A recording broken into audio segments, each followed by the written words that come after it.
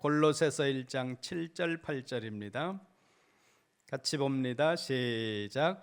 이와 같이 우리와 함께 종된 사랑하는 에바브라에게 너희가 배웠나니 그는 너희를 위한 그리스도의 신실한 일꾼이요 성령 안에서 너희 사랑을 우리에게 알린 자니라. 아멘. 골로새서 1장 7절 말씀에 근거해서 우리는 골로새 교회를 세운 사람이 에바브라라고 이해하고 있습니다. 8절을 보세요. 너희 사랑을 우리에게 알린 자라. 골로새 교회를 세운 에바브라, 사도 바울의 동역자인 에바브라는 골로새 교회의 소식, 골로새 교회의 형편을 사도 바울에게 알렸다는 겁니다. 에바브라가 바울에게 전한 골로새 교회의 소식 가운데는 지금 골로새 교회 성도들의 믿음을 흔들고 있는 혼합주의적인 이단들의 도전이 있다는 것도 포함이 되어 있습니다. 바울은 에바브라를 통해 알게 된 골로새 교회를 흔들고 있었던 혼합주의적 이단들의 실체가 무엇인지에 관해서 그 내용과 그들의 결말이 어떻게 될 것인지 거기에 관해서 2장에서 소상하게 말씀을 전하고 3장으로 넘어오면 그러면 구원받은 성도는 견고한 믿음 가운데서 어떻게 살아야 할 것인가 하는 부분을 4장까지 찬찬히 이어가는데 골로새서 3장 1절부터 4절은 위의 것을 찾으라고 말씀하고 5절부터 17절은 옛사람을 벗어버리고 새사람을 입으라고 말씀하면서 5절에서는 땅에 있는 지체를 죽이라고 말씀합니다. 그러면서 땅에 있는 지체가 무엇인지 우리가 끊어버리고 우리가 벗어버리고 우리가 죽여야 하는 땅에 있는 지체, 우리가 이겨야 하는 이 죄의 내용이 어떤 것인지에 관해서 5절에서 5가지를 말씀하고 있습니다. 5절을 눈으로 보시기 바랍니다. 음란, 간음입니다. 부정, 도덕적이고 영적인 더러움인데 보다 내면적인 것에 초점이 맞추어져 있는 단어입니다. 사욕, 통제되지 않은 정욕을 말합니다. 악한 정욕, 왜곡된 욕망을 지칭합니다. 탐심, 끝없는 소유욕을 지칭한다는 거죠. 그리고 8절부터 9절까지에서는 5절과 조금 차별을 두면서 사람과 사람 사이 그 관계 속에서 일어나고 있는 죄와 언어와 감정에 관계된 죄를 6가지를 언급하고 있는데 눈으로 보세요. 분함, 마음속에 쌓인 분노를 말한다는 거예요. 노여움, 갑자기 폭발하는 화와 같은 것들을 말합니다. 악의, 상대를 해치려는 나쁜 의도, 비방, 상대를 향한 중상모략입니다. 부끄러운 말, 음란한 농담이나 상대를 조롱하는 말을 지칭하는 것이고 거짓말, 위선적인 말을 포함하는 모든 거짓말을 지칭합니다. 더러워진 옷을 벗어버리듯이 이와 같은 죄들을 거듭난 성도는 끊어버리고 죽이고 이 죄에서 떠나야 한다는 것을 말씀합니다. 그러면서 특별히 성도들은 하나님의 사랑을 받은 자처럼 살아라, 그 말씀을 17절까지 이어갑니다. 그러면서 15절에서는 그리스도의 평강이 너희 공동체를 통치하도록 만들어라 이렇게 명령하고 16절에서는 하나님의 말씀이 공동체를 다스리는 원리가 되어야 한다 이렇게 말씀한 이후에 오늘 우리는 17절에 와 있습니다. 17절 말씀 다시 한번 보겠습니다. 같이 봅니다. 시작.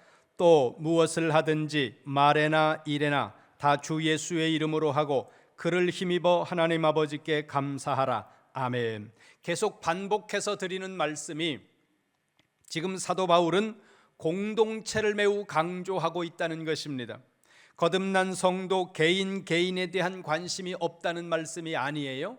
개인에 대한 관심 당연히 가져야 하고 바울 서신이 개인에 대한 이야기들을 상당히 강조하고 있는 것 사실입니다. 어느 곳에서나 그렇습니다. 그러나 지금 골로새서 이 3장의 본문 속에서 특별히 15절, 16절, 17절로 이어지는 이 말씀의 초점은 공동체에 맞추어져 있다는 겁니다. 그렇다고 개인을 도외시하라는 그런 말씀은 아니라는 거예요.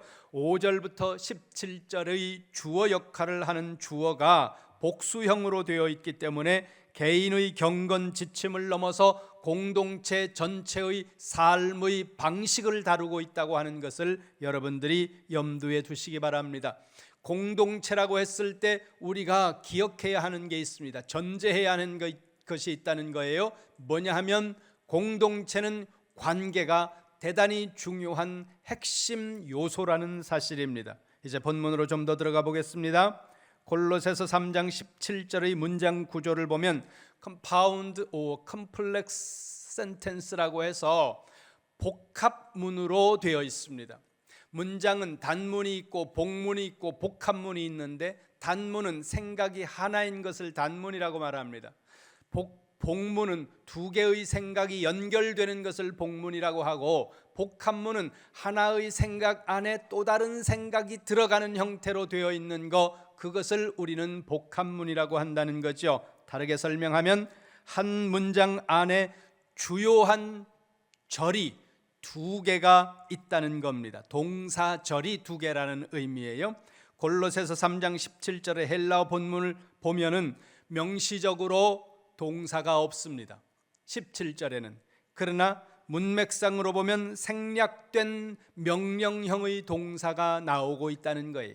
그러니까 단어는 안 보이는데 이 문장 속에 명령형 동사가 생략되어 있다는 겁니다. 생략된 헬라어 동사는 포이에이테라고 하는 동사입니다. 이 단어는 행하라 그런 의미를 가지고 있는 단어인데 이 단어가 생략됐다는 거예요. 그래서 단어로는 안 보이지만 문장 속에 이 의미가 들어가 있다는 거죠. 그러면 어떻게 행하라고 말씀합니까? 17절 중간을 보세요. 주 예수의 이름으로 행하라. 이 부분을 헬라어로 보면 이렇게 되어 있습니다. 엔 오노마티 퀴리우 예수. 예수는 알잖아요. 퀴리우는 주라는 단어입니다. 퀴리오스라는 단어가 원형인데, 퀴리오스는 70인역 구약 성경에서는 여호와 하나님을 가리키는데 신약 성경으로 넘어오면 예수 그리스도를 가리키고 있는 단어가 퀴리우라는 겁니다. 하나님은 자기를 지극히 낮추시되 십자가에서 죽기까지 자기를 낮추신 예수님을 지극히 높여서 세상에서 가장 뛰어난 이름 퀴리오스를 주셨다는 거예요. 그리고 모든 자들로 하여금 예수님을 퀴리오스로, 주님으로 고백하도록 그렇게 만드셨다는 겁니다. 만물이 그로부터 나오고 하늘과 땅의 모든 권세를 그분이 가지셨습니다. 그분은 교회의 머리가 되시며 모든 믿는 성도들의 주가 되신다고 성경은 우리에게 말씀합니다. 그렇기 때문에 모든 거듭난 성도들은 무엇을 하든지 주 예수의 이름으로 해야 하는데, 모든 것을 주 예수의 이름으로 한다는 것은 우리 삶의 전 영역, 모든 삶의 영역에서 예수님이 주인 되심을 인정하고 예수 그리스도께 순종하고 복종하는 그 자세로 해야 한다는 것을 말씀한다는 겁니다. 다시 17절 보세요. 앞부분에서 이렇게 말씀합니다. 또 무엇을 하든지 말에나 일에나 다. 앞에서 복합문은 하나의 생각 안에 또 하나의 생각이 들어가는 형태로 되어 있다고 말씀드렸습니다. 17절 중간에 보세요. 주 예수의 이름으로 하라는 이 생각 속에 무엇을 하든지 말에나 일에나 다라는 이 생각의 구조가 들어간다는 거예요. 거기 17절 앞에 보세요. 무엇을 하든지 말에나 일에나 다. 여기서 질문을 하셔야 됩니다. 제가 늘 말씀드리잖아요. 성경을 읽을 때는 항상 질문을 하라는 겁니다. 왜 이 말씀을 하시는 걸까? 왜 이 말씀이 지금 이 사람들에게, 그러면 이 말씀의 의미는 무엇일까? 이들에게, 그 당시 이들에게 어떤 의미가 있었을까? 이런 질문들을 여러분들이 끊임없이 하셔야 된다는 겁니다. 그런데 질문을 하실 때 여러분들이 조심하셔야 되는 것이 비난을 위한 질문은 안 된다는 겁니다. 파괴를 위한 질문, 악한 의도를 가지고 질문하는, 불순한 의도를 가지고 질문하는 것은 그것은 옳지 않다는 겁니다. 어떤 사람들은 질문을 하는데 상대방을 곤란에 빠뜨리고 상대를 난처하게 만들고 상대를 비난하게 만들고 그리고 다른 사람들에게 모욕을 주거나 다른 사람들을 흔들 목적을 가지고 질문을 하려고 하는 사람, 질문을 시도하는 사람들이 있습니다. 악한 자들이고 사탄의 도구가 된다는 것입니다. 신천지와 같은 이단들이 그런 질문에 능한데 그 자들이 하는 질문 중에 여러 개의 질문이 있는데 그 중에 하나가 이런 질문입니다. 아담과 하와가 최초의 하나님이 만드신 사람이었을까요? 이런 질문을 한다는 겁니다. 왜 이런 질문을 그 자들이 하게 되는지 그 질문의 포인트, 그 질문을 시작하는 시점이 창세기 4장이에요. 그 자들이, 신천지와 같은 자들이. 보겠습니다. 창세기 4장으로 가봅니다. 창세기 4장 1절과 2절입니다. 시작. 아담이 그의 아내 하와와 동침하매 하와가 임신하여 가인을 낳고 이르되 내가 여호와로 말미암아 등남하였다 하니라. 그가 또 가인의 아우 아벨을 낳았는데 아벨은 양치는 자였고 가인은 농사하는 자였더라. 아멘. 아담과 하와가 가인과 아벨이라는 아들을 낳았다는 겁니다. 그런데 이 형제 사이에 너무너무 비극적인 사건이 발생합니다. 형이 동생을 살해하는 안타까운 사건, 있어서는 안 되는 사건이 발생했다는 거죠. 동생을 죽인 가인에게 하나님이 벌을 내리시는데 12절 말씀입니다. 창세기 4장 12절 같이 봅니다. 시작. 내가 밭을 갈아도 땅이 다시는 그 효력을 내게 주지 아니할 것이요 너는 땅에서 피하며 유리하는 자가 되리라. 아멘. 중간 뒤쪽을 보세요. 가인 너는 땅에서 떠도는 자가 될 것이다. 이것이 하나님께서 가인에게 주시는 벌 중에 하나라는 겁니다. 그러자 가인이 대답을 하는데 14절 보세요. 14절 시작. 주께서 오늘 이 지면에서 나를 쫓아내시온즉 내가 주의 낯을 배봅지 못하리니 내가 땅에서 피하며 유리하는 자가 될지라. 무릇 나를 만나는 자마다 나를 죽이겠나이다. 아멘. 맨 끝에 보세요. 이렇게 말합니다. 가인이 나를 만나는 자마다 나를 죽이겠나이다. 여기서 신천지 그 이단이 질문을 하는 거예요. 성도들을 흔들기 위해서. 거기 보세요. 아담과 하와가 가인과 아벨 그렇게 낳았는데 가인이 아벨을 죽이고 벌을 받아 땅에서 떠도는 자가 될 것이라고 말씀하는데 그 말을 들은 가인이 나를 만나는 자들이 나를 죽일 겁니다 이렇게 말하고 있다면 지금 가인이 만나기를 두려워하는 그 사람들은 누구냐? 그거예요. 질문이 돼요, 안 돼요? 그런데 이 질문은 본질적으로 성경을 오해하고 성경을 모르고 성경을 왜곡하는 질문이라는 겁니다. 성도들의 믿음을 흔들려고 하는 의도에서 나온 악한 질문이고 이와 같은 질문은 사탄의 도구가 된다는 것입니다. 우리는 질문을 하되 건강하고 바른 질문을 해야 하고 다른 사람을 세우는 질문을 해야 하고 공동체를 화목하게 만드는 질문을 해야 한다는 겁니다. 여러분 마음속에 그럼 그게 뭐지? 이런 질문이 남는 사람들은 나중에 개별적으로 오세요. 설명을 해드리겠습니다. 상대방을 향해서도 바르고 건강한 질문을 해야 합니다. 공동체를 향해서도 바르고 건강하고 그 공동체를 세우고 화목한 질문을 해야 된다는 거죠. 자기가 얻을 유익과 자기 생각을 관철시키려는 의도를 가지고 어떤 특정한 목적을 가지고 질문을 하는 것은 그것은 옳지 않은 일이고 하나님께서 기쁘게 생각하지 않으신다는 겁니다. 다시 본문으로 들어가 보세요.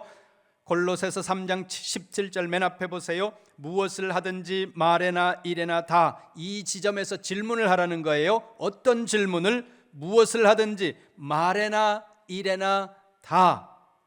여러 가지로 표현할 수 있는데 지금 사도 바울은 이렇게 말한다는 거예요. 말과 일. 왜 사도 바울은 말과 일이라는 이 단어를 여기서 가지고 나올까? 이걸 질문하시라는 겁니다. 헬라 문화에서 말과 행동의 결합은 사람이 세상과 상호작용하는 전체를 가리키는 일반적 방식이었습니다.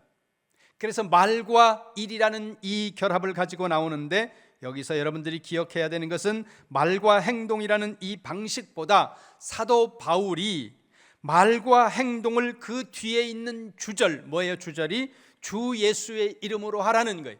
주 예수의 이름이라는 그 주 예수의 이름 안에 말과 행동을 넣고 있는 형식으로 문장이 구성되어 있다는 겁니다. 이게 핵심이라는 거예요. 보세요. 말과 행동은 사람들이 세상과 관계를 맺는 방식입니다. 말과 행동은 사람들이 세상과 관계를 맺는 핵심 방법이고 모든 방법입니다. 그 방법이 말과 행동이에요. 그런데 그 세상과 관계를 맺는 우리의 모든 방법을 예수 그리스도의 이름 안으로 지금 넣고 있다는 겁니다. 여기서 주 예수의 이름이라고 하는 이 표현을 우리가 다시 봐야 됩니다. 17절 중간에 보세요. 너희는 다 주 예수의 이름으로 하라. 그러면 여기서 또 질문을 하세요. 17절에서 바울이 말하고 있는 주 예수의 이름이라고 말하는 이 표현이 가지고 있는 의미가 뭔가? 우리가 일반적으로 생각하면 이렇게 생각할 수 있습니다. 큰 회사의 회장님이나 아니면 어떤 정부의 고위 관료나 이런 분들이 무슨 약속이 있어서 자기 비서나 아랫사람에게 이렇게 말한다고 가정을 해보세요. 비서를 향해서 내가 오늘 12시에 어디에서 점심 약속이 있으니까 자네 거기 전화해가지고 내 이름으로 12시에 약속 좀 해줘. 그러면 비서가 전화를 하고 아랫사람이 전화를 하지만 그 상사나 어떤 회장님이나 이런 이분의 이름으로 할 수 있다는 거예요. 그때 그 이름이라는 표현, 이런 의미도 들어갈 수 있다는 거죠. 그런데 지금 골로새서 3장 17절에서 말씀하고 있는 주 예수의 이름으로 하라, 이 말씀의 의미는 이 정도의 의미를 하는 것은 아니라는 겁니다. 그러면 어떤 의미일까? 주 예수의 이름으로 할 때 그 이름에 해당하는 단어가 헬라어로 오노마티라고 하는 단어인데, 이 헬라어 단어가 히브리어 샴이라고 하는 단어에서 왔다는 겁니다. 히브리어 샴이라고 하는 단어는 구약 성경에 864번에 걸쳐서 엄청 많이 나오는 단어 중에 하나인데, 이 히브리어 샴이라고 하는 단어는 단순한 호칭을 지칭하는 것이 아니라 그 이름을 가진 그 자의 인격과 권위와 능력을 다 드러내는 의미를 가지고 있다는 거예요. 그 샴이라는 단어가 오노마티라는 단어로 번역이 됐고, 오노마티를 우리는 이름이라는 단어로 번역했다는 겁니다. 그렇다면 17절에서 말씀하는 주 예수의 이름으로, 이 문장의 의미는 예수님의 인격과 능력과 권위를 드러내는 말씀이고, 예수님의 본성과 성품에 부합되도록 행동하고 살아내야 한다는 말씀을 우리에게 하고 있다는 겁니다. 다시 기억하세요. 예수님의 본성과 성품과 그 예수님에게 합당한 행동을 우리로 하여금 하라는 거예요. 우리가 세례를 받을 때 성부와 성자와 성령의 이름으로 세례를 베풉니다. 성부와 성자와 성령, 그럴 때 그 의미는 그 이름의 권위 아래로 들어간다는 의미고, 그 권위에 순종한다는 의미고, 그리고 더 나가서 그 이름의 그 성품, 하나님과 예수님과 성령님의 그 성품에 합당한 삶으로 내 삶을 변화시켜 나가겠다는 고백이며 선언이라는 거예요. 그 선언을 서약으로 하는 거예요. 회중이 다 듣도록 하나님과 사람 앞에서 서약하는 거예요. 선포하는 거예요. 그것이 사람들 앞에서. 그러니까 여기 서서 묻는 질문에 몇 번 예라고 대답한 그것이 가벼운 일이 아니라는 거죠. 그리고 그 서약이 계속 반복되는 의미로 성찬이 시행되어진다는 겁니다. 성찬의 많은 의미 중에 하나라는 거예요. 성경을 찾아보겠습니다. 갈라디아서 3장으로 갑니다. 골로새서 앞에 있습니다. 갈라디아서 3장 27절 말씀입니다. 시작. 누구든지 그리스도와 합하기 위하여 세례를 받은 자는 그리스도로 옷 입었느니라. 아멘. 갈라디아서 3장 27절에서는 세례 받는 것을 옷 입은 것으로 은유적으로 표현하고 있습니다. 골로새서 3장 8절 보세요. 3장 8절 시작.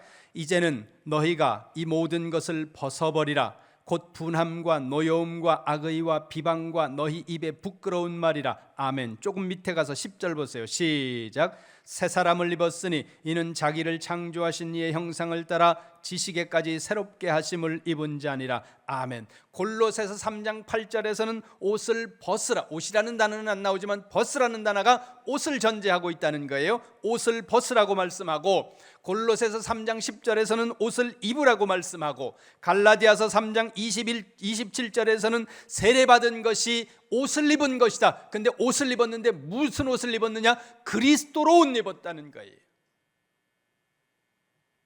그리스도로 옷 입었다는 것이 뭘까요? 그리스도의 성품과 그리스도의 본성과 그리스도의 합당한 삶을 내가 살아내야 한다는 의미를 담고 있다는 것입니다.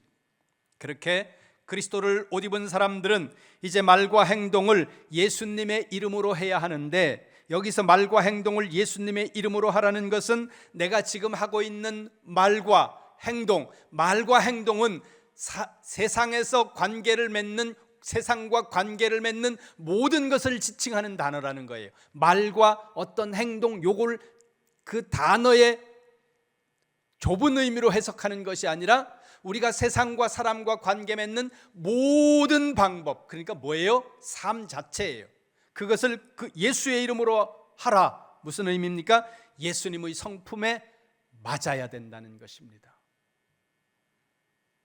돌아보세요. 공동체 안에서 사람들과의 관계에서 여러분이 하고 있는 말과 행동이 예수님의 성품에 부합하고 있습니까? 여러분의 생각이, 여러분의 눈빛이 예수님의 성품에 부합하고 있습니까?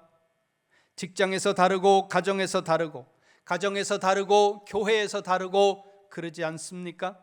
이익을 따라 행동하고, 기분 따라, 감정 따라 행동하고, 자기 이권 따라 행동하고, 어떤 것이 나에게 유익할지, 어떤 것이 나에게 도움이 될지 그런 것을 계산하는 그 계산 따라 행동하고 있지 않습니까?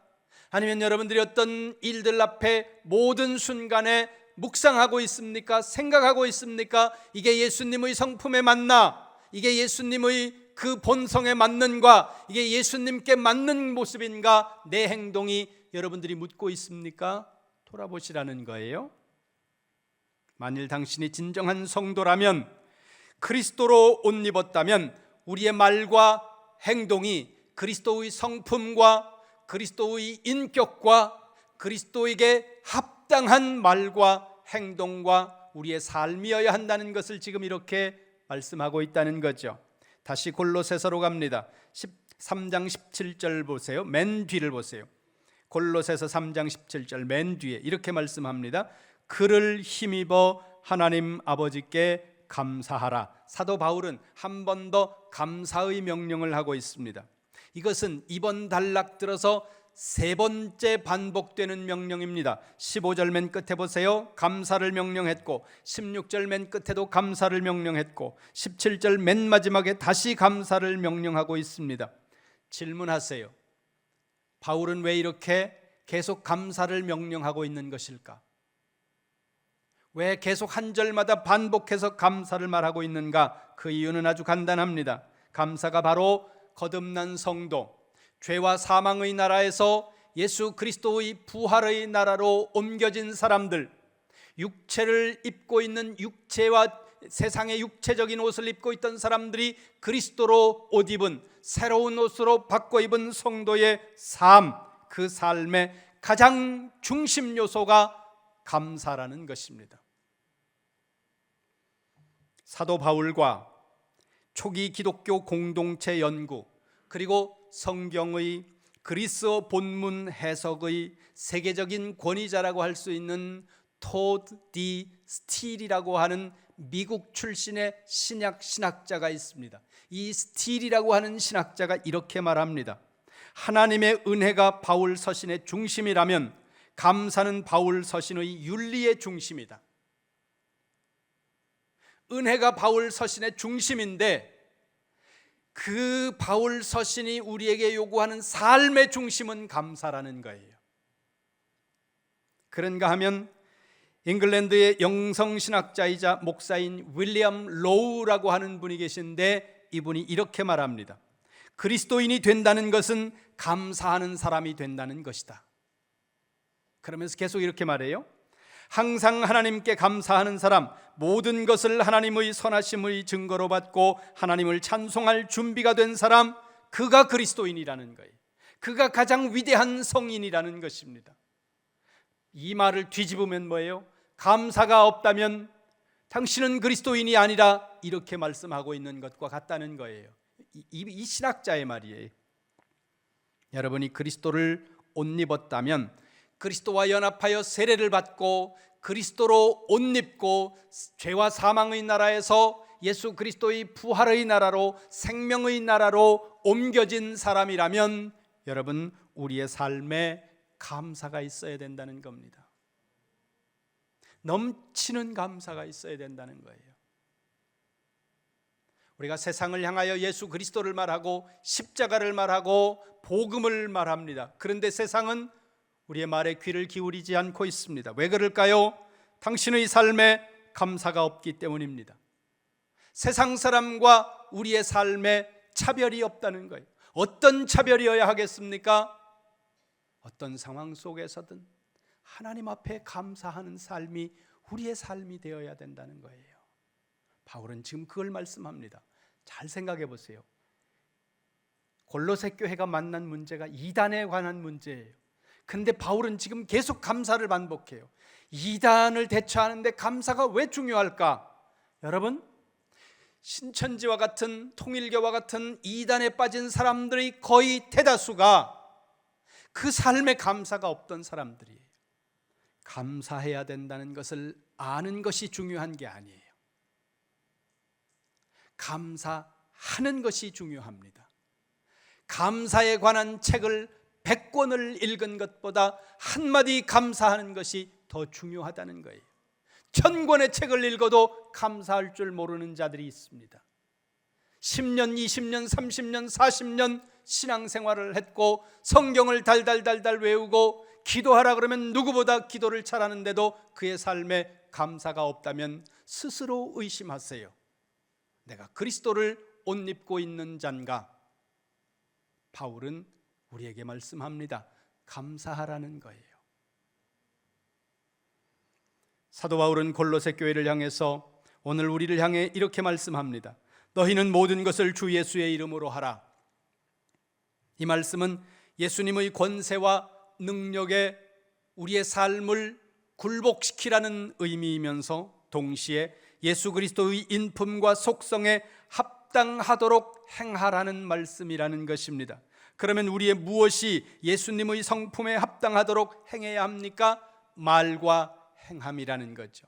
말과 행함이라는 이 결합은 전 인생을 이야기하는 것이라는 거예요. 모든 인생을 지칭하는 단어라는 거죠. 그리고 모든 순간 모든 일에 감사하는 자가 되어야 한다고 말씀합니다. 점검하시기 바랍니다. 나는 어떤 순간까지 감사합니까? 나는 어떤 일까지 감사할 수 있습니까?